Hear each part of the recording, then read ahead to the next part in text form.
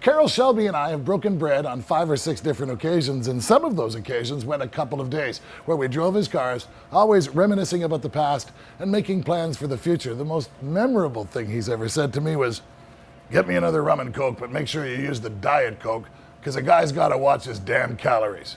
This is a guy on his second heart transplant and his first kidney transplant. A remarkable man in every way. Well, there's a Canadian perspective on Carroll Shelby as well, and that's why he's been the first international inductee into the Canadian Motorsports Hall of Fame.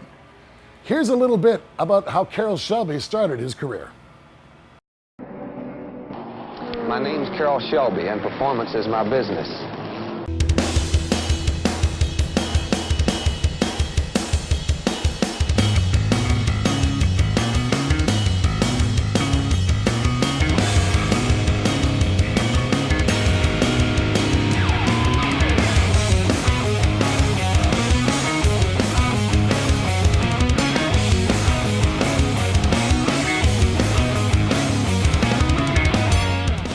September 1962.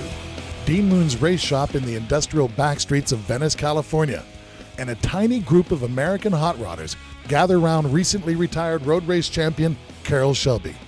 Their purpose? To shoehorn Ford's latest 260 cubic inch thin-wall high-performance V8 engine into a slightly modified aluminum-bodied English AC Ace Roadster. And the legendary Cobra was born. The formula was simple. Big power plus lightweight equals speed and performance. Well, the design was an instant success. After some local street and freeway testing with the prototype, the next car, CSX 2002, the first production Cobra, was very quickly assembled.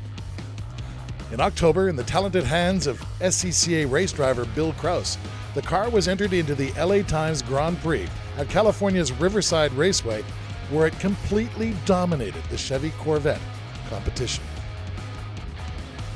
Subsequent racing in the hands of Shelby team drivers quickly established the Cobra's mechanical reliability, and in late spring, 1963 CSX 2002 was sold to Canadian Chuck Rathgeb's Comstock Racing Organization.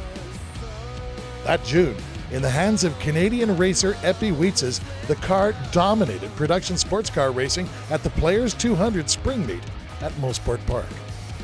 Wietz's and CSX 2002 did it again in the production race at September's Canadian Grand Prix, also at Mosport. So convincing was its performance that teamed up with Shelby factory driver Ken Miles, his Cobra also sporting the Comstock Racing colors, CSX 2002 was entered into the feature Grand Prix event to compete with Chaparrals, Lotus Fords, Lolas, and the new Ferrari 250Ps, the world's fastest sports racers. Even among these exotic, purpose-built factory race cars, the Cobra Roadster, an affordable street-legal production sports car, held its own, competing at mid-pack to finish an incredible 6th overall and first in the GT category. In 1962 and 1963, Cobras proved to be formidable racers indeed, but inefficient aerodynamics associated with their traditional open roadster body style presented a serious compromise to top speed potential. To cope with this limitation, and to answer the threat of Ferrari's potent 250 GTO coupe in international road race competition, Carroll Shelby's designer Pete Brock drew plans for all new enclosed coachwork for the 1964 racing season. Incorporating developmental refinements by Shelby Americans John Olson, and despite lots of pronouncements by visiting aerodynamics experts that the design would never succeed, the new Cobra Coupe achieved a remarkably low drag coefficient of 0.029, comparable with the very best in 2010. The slick new style allowed speeds approaching 200 miles per hour on the famous 2.5-mile oval at Daytona. And in 1965, Shelby American team drivers Bob Bondurant and Dan Gurney drove their Daytona Coupes to victory in the FIA World Manufacturers Championship, finally achieving Carroll Shelby's dream of beating the very best that Europe could offer. Only 6 Daytona Coupes were constructed, Arguably among the most important cars in American racing history, their current value exceeds $7.25 million.